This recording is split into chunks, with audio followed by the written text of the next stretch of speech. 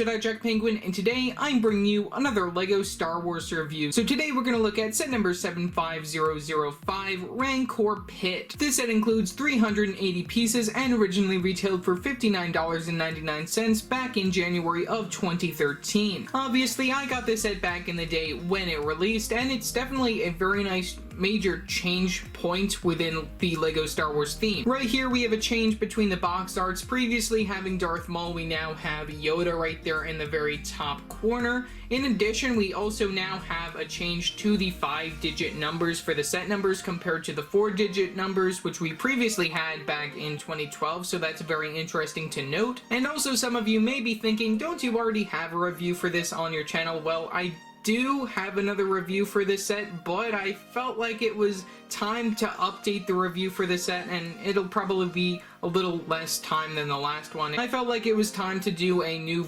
review for this particular set, and there are some other sets from LEGO Star Wars that I do plan on reviewing again, just to have a better video out than I did previously when I was starting YouTube. But in addition to having just this set, I do also have my review for the Jabba's Palace set that also released in 2012, so you guys can check that out down in the description below. That should have released the day before this particular video, and I will be connecting that set to this set within this video, so look forward to that towards the end. But taking a look at the box art, like I mentioned, we have Yoda in the corner, LEGO Star Wars Lego, a lot more darker greens being used instead of the darker blues that we previously saw with some of the Clone Wars type sets. We do get our minifigures down here right there. This was the first time that we ever got the Rancor, and probably the only time, considering that it doesn't look like LEGO's planning on making a new Jabba's Palace anytime soon. I might be wrong. Who knows what could happen next year in 2021. It's just a matter of time before LEGO does decide to make a new version of these two particular sets. It's definitely some of their best selling sets, at least in my opinion, since these were actually really cool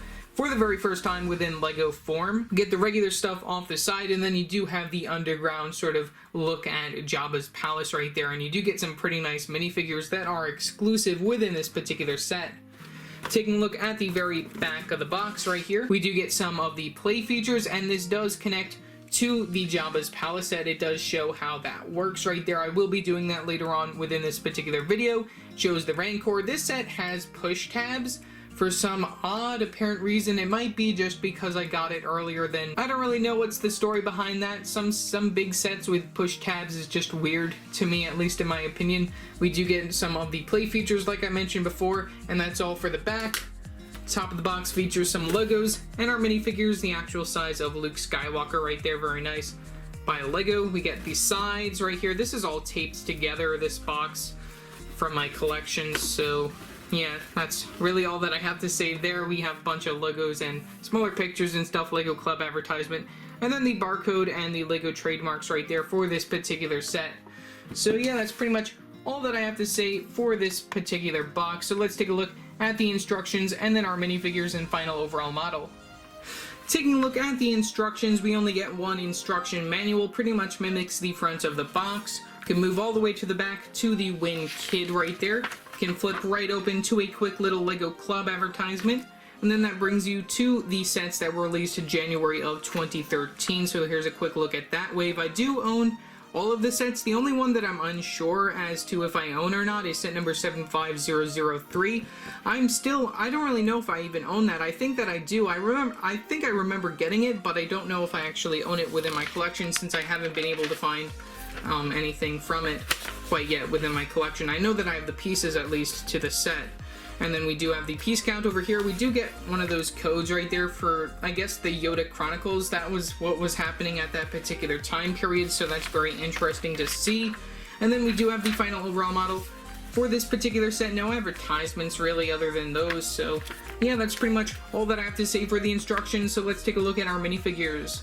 Taking a look at our first minifigure, we have Luke Skywalker. This minifigure is exclusive to the set, which is very nice. He comes with one accessory being one of these longer bone pieces. That's very interesting to see within this particular Star Wars set. We get some plain black legs, plain black arms, light flesh hands for the flesh tone. We get this very nice torso print right there, which I believe is the part of the minifigure that is not exclusive right there. We get the printing on both the front and the back of the torso, but we do get this exclusive facial expression. I think that's what makes this minifigure exclusive. We get this double-sided facial expression, one right there with this sort of like smile going on right there. Not too happy, but we get another one with a very nice happy smile on that side right there. And I believe that's sort of like a rendition of my facial expression, since I do use the Luke Skywalker 2010 facial expression for my sig fig. And then of course we do get the regular sort of style cut hair piece right there inside that tan color right there, or blonde color, for Luke's minifigure. So yeah, that's pretty much all that I have to say for his character.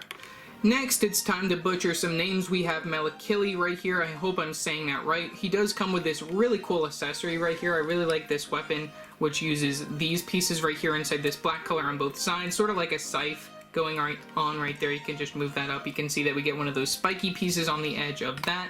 But otherwise, taking an overall look at his minifigure, we do get these olive green legs right there, no printing on those, and then that dark brown belt piece. We get this light flesh torso and arms and hand piece going on right here, which I did use this for a custom Fat Thor for Avengers Endgame. That's just one thing that I thought I'd note, might as well. You know, just a very interesting piece. We do get printing on both the front and the back. You know, LEGO doesn't commonly use or even make like light flesh torso pieces. You know, it's something that I wish that LEGO would do more, like make these flesh tone sort of body pieces. That's very interesting to see within LEGO form and very fun to use within particular minifigures and mocks and stuff.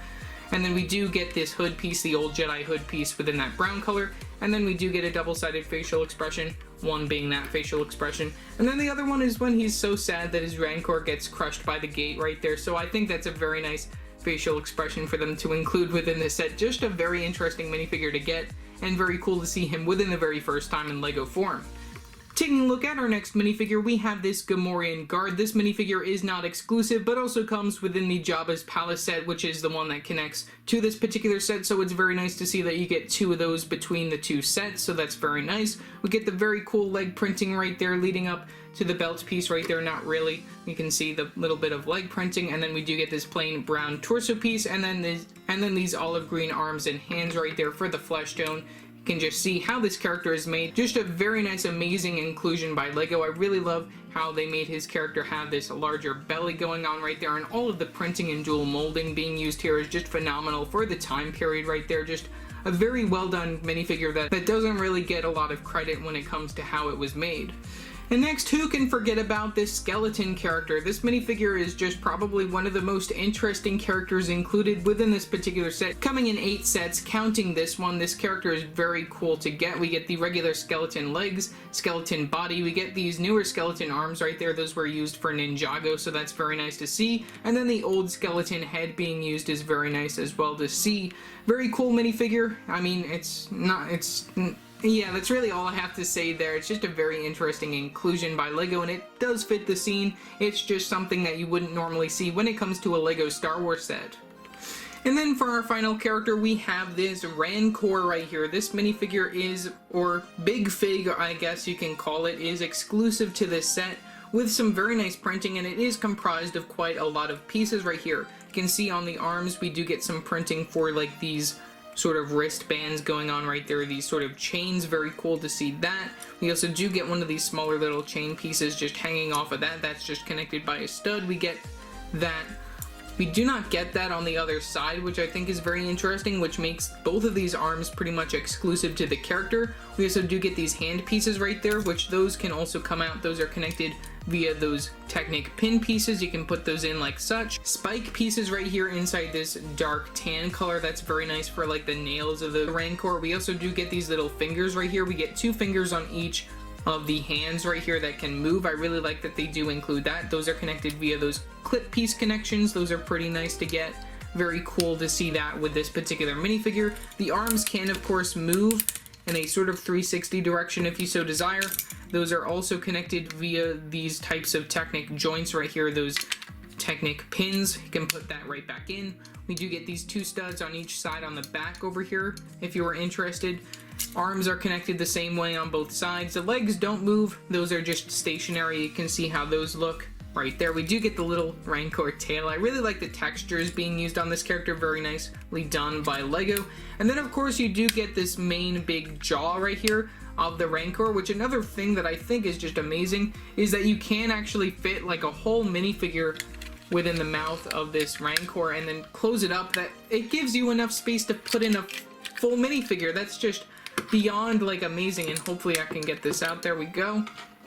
But oh my god, that is just probably the best part of this character, that you can fit a full minifigure within the mouth right there. We do get some printing for the eyes, very nice and lightly, and then we do get the printing just for like the teeth. So this minifigure is beyond amazing, and for the very first time in LEGO form, a lot of people were really wanting a LEGO Rancor, and you know, it just makes me think back to LEGO Star Wars The Complete Saga. I really can't wait to see this character within the Star Wars Skywalker Saga video game. So hopefully, I mean, unless they do update the Rancor, who knows what'll happen between now and then. So yeah, that's pretty much all that I have to say for this minifigure of the Rancor, or Big Fig of the Rancor. Taking a look at the final overall model for the Rancor Pit set, just like Jabba's palace, this set can open up using a clip piece attachment right here, so then you can open it up like such. This also helps when you do connect the Jabba's palace set right on top of the set, so that's another really cool thing that I'll be showing later on within the video. But closing this back up, we're just going to take a look at some of these smaller details before we get to some of the bigger play features right here with your minifigures being interacted within the set. So right here we have two of these clip pieces on the side right here just to add some extra accessories. We get one of these key pieces within that dark gray color, as well as one of these pitchfork pieces, which I think is a very interesting piece to see within a LEGO Star Wars set within that brown color. We also do get this bucket down here, which also has the little handle within that dark tan color, very nice for the color scheme of this set. We get a little gated doorway right here. We get this door inside this dark brown color. This is also a pretty nice color to get that piece in right there. You can open and close that. Technically, that is supposed to be locked since you can't really get out of here once you're dropped from below into the cave arena area, but that's pretty much all I have to say there. We get the little red button for the door, which I think is very nice and accurate to the source material. We get this little barrel right here, which also has a little chicken within there. I guess you can either feed that to the Rancor, which would probably not even satisfy it too much since it is quite a large spot. You can fit a minifigure within that mouth. I guess that's more for the Gamorrean guard just before, you know, just to have one last meal before he eventually croaks right there. So then we can move over here. We have a little secret compartment area right here, which I think is very interesting. We get this little skeleton head. I guess you can use that to lift up this 4x4 plate piece right here, and that reveals another key right here. That's the key to the door. I guess you get one on this side and then one inside the actual cave, just in case you accidentally get lost and find yourself down there and you need to get out in a hurry. You know, that's definitely the way to go right there. And then we also do get a spare little bone going on right there. One of the smaller ones, we get the big one with your Luke Skywalker minifigure like I showed previously. Could move all the way over here. We do get another sort of like area that's hidden within this wall right here. You can open this up. It's probably better if I show it from this other angle. I might as well open this up. It's easier to look through over here. You can see that we get this little hidden wall area.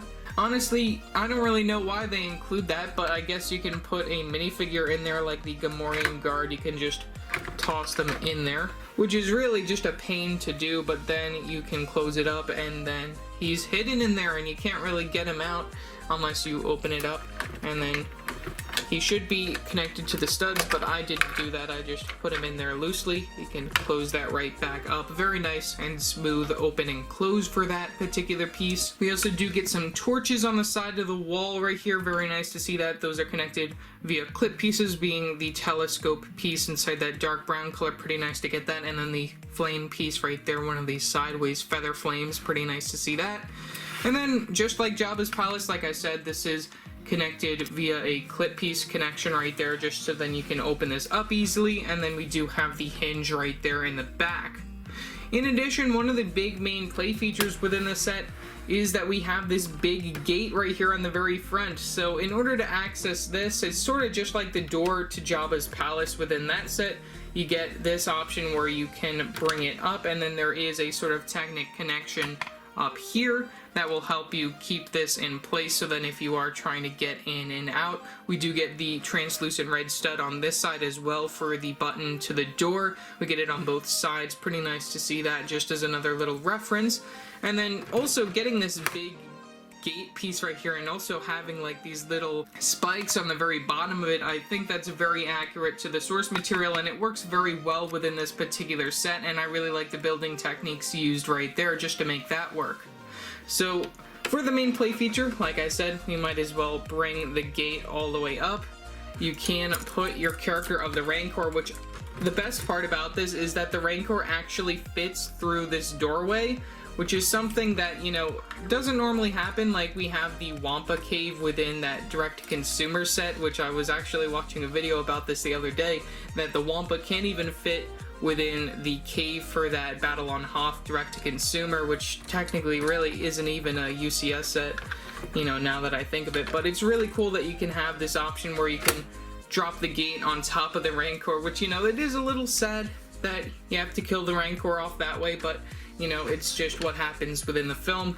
You can remove the Rancor out, and also it does fit in quite nicely within this little square area right here, so then that's pretty cool if you just want to have him hanging around within that square area. And then you do get these studded areas on the side for your other minifigures if you want to just have them hanging around. In addition, we do get some of these tile pieces on the very top just to even it out, and then we also do get these slope pieces right here, which these are supposed to be there for a reason right here. We get them 2 over here and then 2 back here. Those are the little pieces that you want to put within the holes on the very bottom of the Jabba's palace set. So bringing this set out like this, I might as well also open up the clip piece connection, since that will also help a lot better when it comes to this particular set. So putting the set like this, I do have to zoom out a little bit. We might as well also arrange all of our minifigures nicely, just so then they're hanging about very nicely within the set.